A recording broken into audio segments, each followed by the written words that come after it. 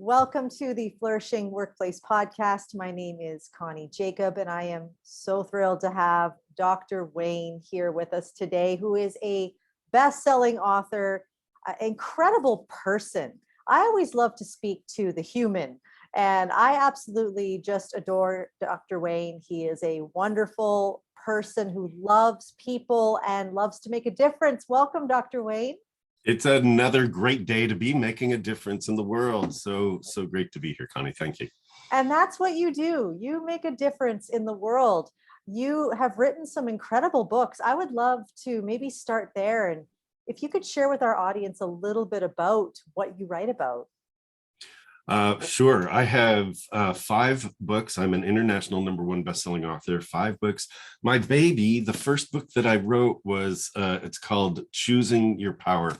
It's a way of really capturing your space, really owning who you are in the world, stopping apologizing.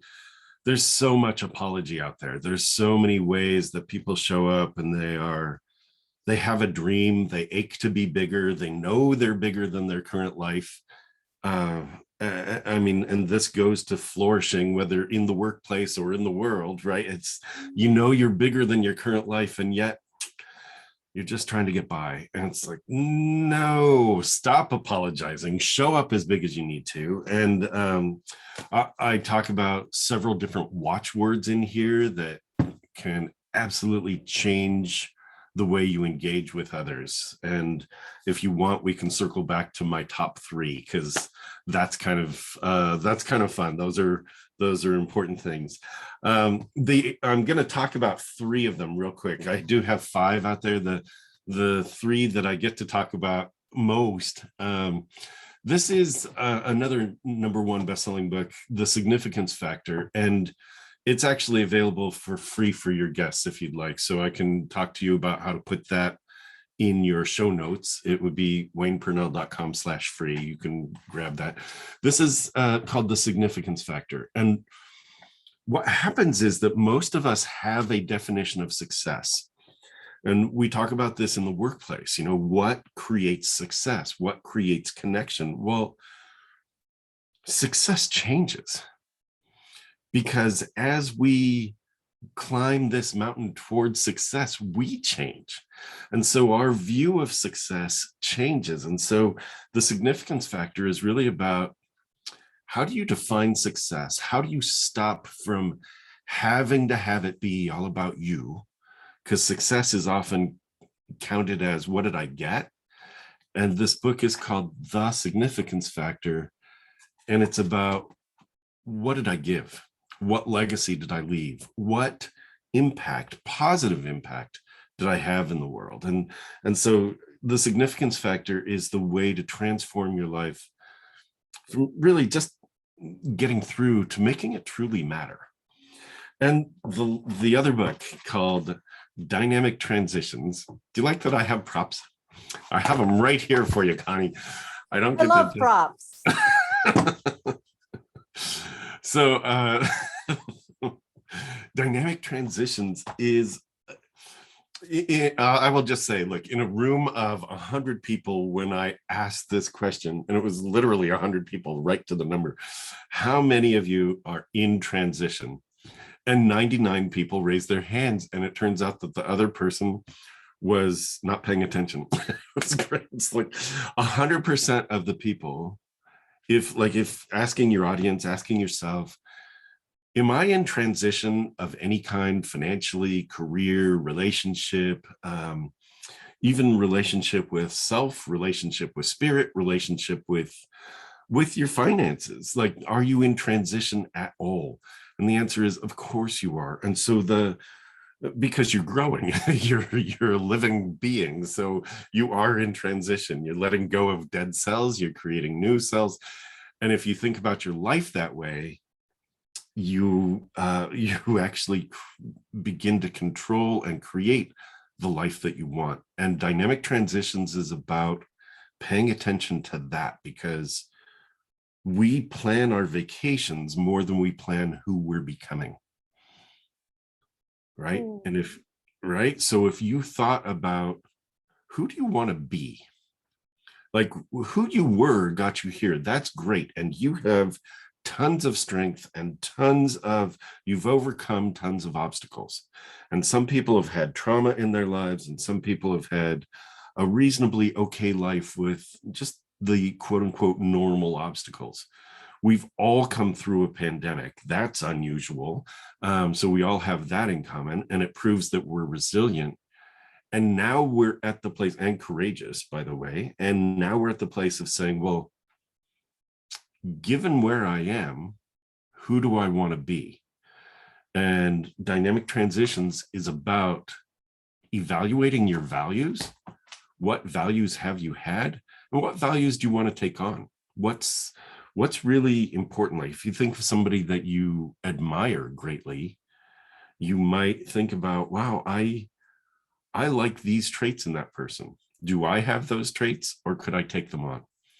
Right. So that's in a very tiny nutshell what dynamic transitions touches on. So I've given you 3 of the 5, and yeah, there's so much to dive into. So much to dive into. I already feel like we're not going to hit everything that we should talk about in this podcast already. But I want to take this to what you're talking about, which I believe are skills that we need right now. We probably needed them 10 years ago, but I think the awareness of needing this idea of who do you want to be? In our workplace, in Flourishing Workplace, we're always talking about, first, it's the individual, getting very clear on what do you value, because then you'll be in the right workplace, you'll be aligned, and the workplace will have the vision that you can believe in, the cause that you want. So can we dive into that? Can you tell us a little bit more about what you talk about, what you write about when you mention who do you want to be? Yeah. Yay. Thank you for this. That's awesome. That's so you just used 2 words that I start with. One is vision, and the other is alignment. Now, vision is based in values, and you are not who you were 20 years ago. If you wind back the clock 20 years, you could say, yeah, of course I've changed. It's like, that's awesome. Of course you've changed. Well, if you think about who you were 20 years ago and what you valued, a lot of people were, I'll just wind back the clock even further. And that is that people in their 20s typically are, look at me, look what I can do. There's that they're testing it out for themselves. And that's great, because getting a sense of who am I in the world? How much attention can I get? How much do I need? What can I really do? Awesome. The next phase of life is about how stable can I be, right? 30s tends to be around stability. And you have a job, or you have a skill set that allows you multiple jobs. Awesome. Back in my parents' day, it was you have a job, you stay with that job, right? And these days, it's like you have a skill set, you use that skill set to expand your skill set. That builds stability. That's awesome. In your 40s, you start to look at legacy. What legacy can I build? Like, given where I've been, what now do I get to leave? Like, how will people remember me? And you start to look for also, how do I reclaim my life? Like in your 40s, you care less what other people think, and you start to want to enjoy maybe more adventure. In your 50s, it's about adventure and health. In your 60s, it's really about health and a little bit more adventure. Like, hey, I still have life in my life, right? So your values change over time. Those are called peripheral values, your outer values. Your core values do stay with you. Your core values are things like love, integrity, honesty, family. Typically, those are the ones that are ingrained early. So the way I describe it is, we used to have toys where you'd drag a magnet through iron filings, and you'd make this picture with these iron filings. I don't know if you remember that. Yeah. So if you dragged a magnet through iron filings, some would stick and stay with it, and some would stick and fall away, and new ones would attach and follow, and then fall away, and new ones would attach. That's the way I describe core versus peripheral values. Over time, our core values, integrity, honesty, love, those things stay with us. Our peripheral values change. Now, we need to do two things. One, get really clear on what our values are right now. Because if you look back 20 years ago, your values have changed. You're not the same person. You're not. And if you are, it's like, what happened that you, like, do you feel stuck maybe? Most of us have changed over 20 years, over 10 years, over 5 years, 2 years, 2 months, 2 weeks, 2 days. Are you the same person that you were yesterday? Probably not, if you really look at it, because you learned something yesterday. And if you take what you've learned and you integrate that, then you're a different person than you were yesterday.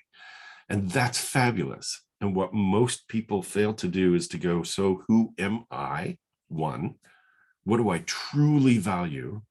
What do I let into my life? What do I need to exclude from my life? And two, who do I want to become? If I've changed in the last 20 years and I am this person now, what seeds do I want to plant for the tree I'm becoming, right? And so you look at what you do now affects who you are in 3 months. It affects who you are in 20 years. So who do you want to become? Part two of this, I'm just on a ramble with you. Is that all right? Absolutely. Okay. Part two of this is about alignment. First, who am I and what do I value? Second, am I working for a place that is aligned with what I value? Now, we used to approach it differently. And that is, here's this workspace. Can I mold myself? Can I get by? Can I just get through the day, right? All the old songs about working for the weekend and working 9 to 5 and working and the weekend and the slogging through, and it's just terrible. And it's like, we know too much now. You talk about a flourishing workspace. It's like, holy cow, like we know too much to want to give away parts of our soul for the work we do during the week. And there are times when there are compromises. I'm not saying that every day is a joy for every person. I am saying that you do have choice. And the more that you align yourself with a business, or the more that you find a workspace that is aligned with who you are, the happier you are. Now, when I work with companies, the first place I start is vision. What's your vision?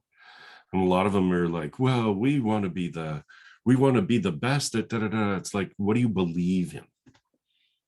What do you believe in? Because if you don't know what you believe in, your employees won't. And I call them team members, actually. Your team members won't. Your customers won't. Like, you have to know what you believe in.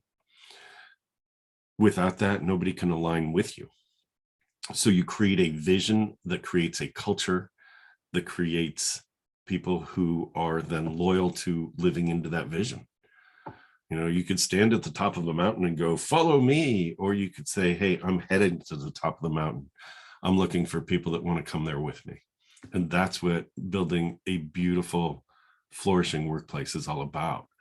So when I work with companies, we start with a vision at the top and then work with the departments to each create visions that support the vision of the entire organization. And the challenge I bring as a consultant with companies is, are you as a team member aligned with the department vision and therefore aligned with the company vision? Is that something you believe in? Because if not, it's the wrong place to be, right? So how do you flourish, right? So there you go. Isn't that interesting? We are very aligned in our approach in working with workplaces, which I think is encouraging. It shows the trend where workplaces are going now. Yeah. People want to work for a cause, a mission that's bigger than them, that allows them to, like you said, reflect what they align with. And I absolutely love the idea of getting clear on what you value and who you are and who you want to become. I think that is so crucial for us right now because we're often, like you said, we're living for the day. Yeah. Especially, I mean, I'm a Gen Xer. I mean, that's it, right? I remember the song, everybody's working for the weekend. I remember that song, and that is the mentality. And yet we have these younger millennials coming up who are saying, actually, I don't want to be like that. And I think that it's such a gift. It's been a wake up for us. What would you say, because I know that we have such a short podcast, and honestly, I think that everyone needs to get your books because what you're saying here are skills that we need right now. If you haven't got them already, you need them now in order to move forward, especially coming at this point in COVID. What would you say to someone who wants to shift their mindset to, I want to be someone who thinks about who I want to become? What advice would you give them? What matters to you? I think I'd like to answer that at two levels. One is, as a leader in an organization, you need to be looking at what matters to your team members, right? I worked with Whole Foods for a long time before Amazon took it over. And we do employee surveys, right? 22,000 people. What matters to you, right? What matters to you? And what came back was significant because we had no idea, right? So if you don't know, ask. And then as an individual, how do you know what you value? It's the same way. It's sort of like, how do you know that you actually like what's in your refrigerator? Take a look. Like, you start to look at the question is, what have you been tolerating? What have you just been putting up with? Right? Are there things that you're just putting up with? And it's like, yeah, I guess I like it.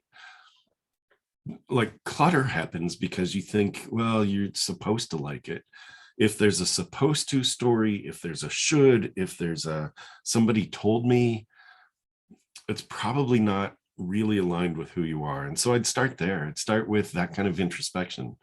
Do you like your life? And what do you really want it to be like? What do you want it to feel like every day when you wake up? Wow, that is incredible. And something very simple that we all can do. This is so practical, Dr. Wayne. And I just want to mention to our audience that we will have the links to Dr. Wayne's books and this lovely gift that you're going to give all of our listeners. That's available for download. That's great. If people can get this, I think, it's available for download, and thank you for putting it on your website, because the feedback I've gotten is that it has changed lives. So, what more joy as an author can I have than to get that kind of feedback, right? So yes, that's incredible. Wow. Well, thank you so much for being with us today and such value you've given. I feel like anyone who's listened has felt uplifted and encouraged, and new opportunities and perspectives to be gained. So thank you so much again for being with us. Connie, it is a pleasure. It really is. Thank you.